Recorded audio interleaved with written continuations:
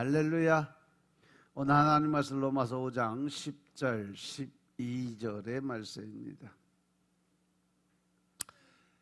로마서 5장 10절 11절 말씀 같이 합독합니다. 곧 우리가 원수 되었을 때 그 아들의 죽으심으로 말미암아 하나님으로 더불어 화목되었은즉 화목된 자로서 더욱 그의 살으심을 인하여 구원을 얻을 것이니라. 이뿐 아니라 이제 우리로 화목을 얻게 하신 우리 주 예수 그리스도로 말미암아 하나님 안에서 또한 즐거워하느니라. 아멘. 여기 10절의 말씀은 특히 하나님과 인간의 관계 회복에 대해서 좀 깊이 다루고 있어요. 그리스도의 죽으심과 부활이 가져온 구원의 확실성에 대해서 강조를 하는데, 이 구절은 9절에 그 피로 말미암아 의롭다 하심을 받았으니 더욱 그로 말미암아 진노하심에서 구원을 받을 것이라는 말씀을 다른 각도에서 반복하고 확자함으로써 그리스도를 통한 구원의 확실성을 더욱더 강조를 하죠. 그래서 먼저 우리가 원수 됐을 때, 이 표현은 인간의 죄로 인해서 하나님과 적대적인 관계에 있었을 때를 얘기하는 거예요.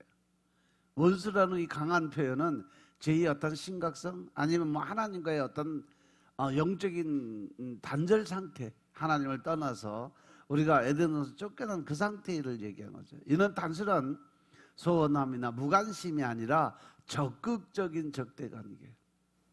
로마서 8장 7절의 말씀에서도 육신의 생각은 하나님과 원수가 된다라고 말씀을 하시는데, 이는 모든 사람들의 자연적인 상태를 묘사하는 거예요. 그래서 사람들이 구원이 필요한 이유에 대해서 설명을 하는 거죠. 그리고 그 아들의 죽으심으로 말미암아, 이 표현은 그리스도의 십자가 죽음을 가리키는 거죠. 그의 아들이라는 표현은 예수님의 독특한 신분, 그리고 하나님과의 특별한 관계를 의미하는 거예요. 이것은 하나님께서 가장 소중한 것을 내어주신 희생의 크기를 보여주고 있습니다. 죽으셨다는 것은 그리스도의 실제적인 역사적인 십자가 죽음을 의미하고, 이것은 화해의 근거가 되는 대속적인 희생의 모습을 그려주는 거죠. 여기서 화목된다는 것은 적대적 관계에서 이제 평화와 조화의 관계로 변화되는 거죠. 우리가 예수를 믿음으로 인해서 이제 영적인 관계의 회복이 이루어지고, 그것을 통해서 하나님과 관계의 회복, 즉 우리가 천국 백성으로 들어갈 수 있다는 거죠. 이것은 하나님과 인간 사이에 장벽이 제거되고 이제 영적인 관계 회복이 이루어져 가고 있다는 것을 설명하는 거죠. 중요한 것은 뭐냐, 이 화목이 인간의 노력이 아니라 하나님께서 주시는 주도적 행위, 즉 인간의 노력으로 되는 것이 아니라 하나님이 직접 찾아오셔서 우리에게 그 회복의 그 권세를 허락하셨다는 거죠. 하나님께서 그리스도를 통해서 먼저 화해의 손을 내미셨다는 거예요. 과거 시제로 표현된 것은 이 화목이 이미 성취되었던 그러한 사실을 보여주는 거예요. 그래서 이제 화목하게 된 자로서 더욱더 이 표현은 논리적인 확신을 강조하는 표현이에요. 더욱이라는 단어는 9절에서의 마찬가지로 작은 것에서 큰 것으로서의 논리를 전개하는 거예요. 만약 더 어려운 일, 즉 원수된 상태에서 화목되는 것이 이미 이루어졌다면 더욱 쉬운 일, 즉 다시 이미 화목된 자들이 최종적으로 구원을 받는 것은 더욱 확실하게 이루어질 것이라는 논리죠. 그리고 그의 살아나심으로 말미암아 구원을 받을 것이니라, 이 부분은 그리스도의 부활이 우리 구원에 미치는 결정적인 역할을 강조하는 거죠. 예수님의 죽음이 화해를 가능케 했다면 예수님의 부활은 우리의 최종적인 구원을 보장해 주는 그러한 관계적인 거예요. 여기서 구원이라는 것은 미래 시제예요. 그래서 현재 화해가 미래의 최종적 구원으로 이어질 것임을 확실하게 표현을 하는 그런 장면이죠. 이것은 부활하신 그리스도께서 우리를 위해 계속 중보하시고 영생의 생명을 주실 것임을 의미하고 있습니다. 그리고 이 구절은 기독교 핵심 교리인 화해의 신학을 보여줘요.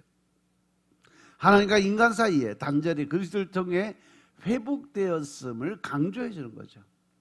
고린도후서 5장 18절 19절에서 모든 것이 하나님께로 났고 그가 그리스도로 말미암아 우리를 자기와 화목케 하셨다라고 말씀해요. 이 화해는 하나님의 일방적인 은혜로 이루어졌고 우리의 구원의 기초가 되는 부분이다라는 거죠. 그리스도의 죽음은 화해를 가능케 했고 부활은 그 화해의 효력과 지속성을 보장을 해줘요. 이것은 구원의 과거, 현재, 미래적 측면을 모두 포함된 그러한 언어죠. 로마서 4장 25절에서도 보면 예수님께서 우리가 범죄한 것 때문에 내 줌이 되고 또한 우리를 의롭다 하시기 위해서 살아나셨다라고 기록이 되어 있어요. 십자가 화해의 근원이라면 부활은 우리 구원의 확증이자 완성된 모습을 보여주는 거는 거죠. 따라서 이 말씀은 구원의 확실성을 강조하는 거예요. 과거에 화해가 이루어졌다면 미래의 완전한 구원은 더 확실하다는 논리를 제시하는 거죠. 이것은 성도들에게 구원의 안전성과 확신을 제공하는 거예요. 사도 바울은 빌립보서 1장 6절에서 너희 안에서 착한 일을 시작하신 이가 그리스도 예수의 날까지 이루실 줄 우리는 확신한다라고 설명을 해요. 이 구절은 우리로 하여금 하나님의 놀라운 사랑과 은혜에 대한 깊은 감사와 찬양을 드리게 하는 거죠. 우리가 원수 되었을 때에 하나님께서 먼저 화해의 손을 내미셨다는 사실은 우리의 영적인 예배의 동기가 돼요. 에베소 1장 3절부터 6절에서도 하나님은 우리는 그 하나님의 그 놀라운 구원의 계획에 대해서 찬양하도록 초대를 받고 있다는 거죠. 우리가 그렇게 하나님과 화해를 한 것처럼 우리도 다른 사람들과 관계에서 이제 화해의 사역을 감당해야 된다는 것을 지금 설명하는 거예요. 우리가 예수님처럼 살아간다는 것은 예수님의 모든 이해와 용서와 사랑으로 우리를 덮어준 것처럼 우리도 다른 사람들에게 그렇게 살아야 된다라는 걸 설명하는 거예요. 고린도후서 5장 18절부터 20절에서 사도 바울은 하나님께서 그리스도로 말미암아 우리를 자기와 화목케 하시고 또 우리에게 화목케 하는 직분을 주셨다라고 설명을 해놨어요. 우리는 이 세상에서 화해의 대사로 부름을 받았으니까 이제부터 우리가 해야 될 일은 뭐다? 다른 사람들과 화목해 지내는 화해의 그 삶을 살아가는 그러한 삶을 살아야 된다라고 설명하고 있어요. 역사적으로 로마서가 쓰인 당시에 그 유대인과 이방인 사이에 갈등이 엄청나게 많이 있었어요. 이 말씀은 모든 인류가 똑같이 하나님과의 화해가 필요한 존재임을 보여줌으로써 이러한 갈등을 해소했고 또한 진정한 평화는 정치적 안정이 아니라 하나님과 화해를 통해서 마음의 평화를 얻는 것을 더 중요하게 생각한다는 것을 암시하고 있죠. 따라서 로마서 5장 10절의 말씀은 기독교 복음의 핵심을 아주 간결하면서도 더 깊이 있게 표현을 하고 있어요. 이 구절의 말씀은 인간의 본래의 상태, 즉 하나님과의 적대적 관계죠. 또 하나님의 구원의 행위, 예수 그리스도의 죽으심과 또 부활을 통해서 그리고 그 결과 화해와 구원을 모두 포함을 하고 있다. 이것을 통해서 우리는 하나님의 사랑의 깊이 그리고 그리스도의 구속사역의 효력과 그리고 우리 구원의 확실성을 이제 알게 된다는 거죠. 따라서 이 구절은 우리에게 깊은 감사와 겸손 그리고 소망을 가지고 살아갈 것을 권면을 합니다. 우리가 하나님과 원수 되었을 때 하나님이 먼저 사랑해 주시고 화해를 이루셨다는 그 사실은 우리로 하여금 끊임없는 찬양과 감사를 드리게 한다는 거죠. 동시에 우리가 다른 사람들을 대할 때도 동일한 사랑과 용서의 자세를 가져야 된다는 거 늘 명심하시기 바랍니다. 우리는 받기만 하고 주지 못하는 사람들이 아니라 받은 만큼 나누고 베푸는 삶을 살아야 된다는 사실이죠. 또한 이 구절은 우리의 현재와 미래에 대한 강력한 확신을 줘요. 그리스도의 죽으심으로 이미 하나님과 화목해 되었다면 예수님의 부활의 능력으로 말미암아 우리의 최종적인 구원, 즉 영생의 삶은 확실하게 이루어졌다는 거죠. 이러한 확신은 우리가 현재의 어떤 어려움과 도전들을 더 극복하고 우리에게 주신 그 하나님이 주신 소망 가운데 살아갈 수 있는 힘의 원동력이 될 수 있다는 겁니다. 그리고 이제 11절의 말씀으로 가면 이제 우리로 하여 화목하게 하신 우리 주 예수 그리스도로 말미암아 하나님 안에서 또한 즐거워한다 그랬어요. 21절의 말씀은 로마서 5장에 아주 주제적인 하나님과의 화목을 요약한 말씀이에요. 예수 그리스도를 통한 구원의 결과로 얻어지게 되는 기쁨을 강조합니다. 이 구절은 앞서 9절, 10절에서 설명한 화목과 구원의 확신에 있어서 그 결과로 성도들이 현재 누리고 있는 영적인 기쁨을 설명을 하고 있어요. 이것을 로마서 5장 1절부터 11절 전체의 그 논의를 마무리하는 결론적인 성격을 갖고 있어요. 따라서 그뿐 아니라는 이 추가적인 혜택이나 축복이 있음을 나타내는 표현이에요. 이것은 앞서 언급된 미래의 구원에 대한 확신뿐 아니라 현재 우리가 이미 누리고 있는 축복이 있음을 강조하는 거죠. 사도 바울은 그리스도인들이 구원이 단지 미래의 소망만이 아니라 지금 이 순간, 이 시간에도 이루어지고 있는 실체를 설명을 하고 있습니다. 그래서 이제라는 단어는 시간적 의미를 가져요. 이것은 현재 지금 이 순간을 가리키고 구원의 현재적 측면을 강조합니다. 즉 구원은 미래에 이루어지는 것이 아니라 우리가 예수를 믿는 지금 바로 이 순간 이 자리부터 이미 시작이 되고 있다는 거예요. 그리스도는 미래의 구원을 기다리기만 하는 것이 아니라 현재 이미 구원의 기쁨을 누리고 있다는 사실을 명심하라는 거죠. 이것은 하나님 나라의 이미와 아직 사이의 긴장을 보여주는 거예요. 그리고 우리로 화목하게 하신 이 표현은 화목의 개념을 우리 다시 한번 강조를 하는 거죠. 화목케 하시는 과거에 완료된 사건임을 나타내는 말이에요. 그래서 그리스도의 십자가 사건을 통해서 이미 이루어진 하나님과의 관계 회복을 의미하고 있어요. 이것은 인간의 노력이 아닌 하나님의 주도적인 행위로 이루어졌다는 거죠.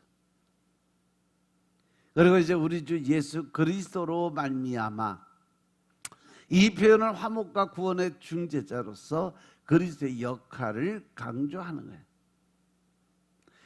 우리 주라는 표현은 그리스도의 주권과 권위를 인정하는 거죠. 그리고 성도들이 그리스도의 관계의 그 어떤 상태를 나타내 보이는 거예요. 그래서 말미암아는 그리스도가 하나님과 인간 사이 유일한 중보자인 것을 강조하는 표현이죠. 이제 하나님 안에서 또한 즐거워한다는 것은 자랑하고 기뻐하고 영광스럽게 여긴다 하는 의미를 가진 것이 바로 즐거워한다는 의미예요. 이것은 단순한 감정적 기쁨을 넘어서 깊은 만족과 확신에서 오는 기쁨, 즉 마음속 깊은 곳에서 우러나오는 희열이죠. 하나님 안에서라는 표현은 이 기쁨의 근원이 하나님이고 모든 영광을 하나님께 올려드려야 된다는 것을 부분적으로 강조하고 있어요. 이것은 로마서 5장 2절에 하나님의 영광을 바라고 즐거워한다는 것과 같이 연결되어 있는 그런 말씀이에요. 이 말씀은 구원의 과거나 현재나 미래적 측면을 모두 보여줘요. 과거 화목케 하신 그 하나님의 모습, 이미 이루어진 화해죠. 그리고 현재는 즐거워한다. 현재 누리는 기쁨, 우리가 그것을 깨닫고 알아야 하나님 주신 평안을 얻을 수 있다는 거죠.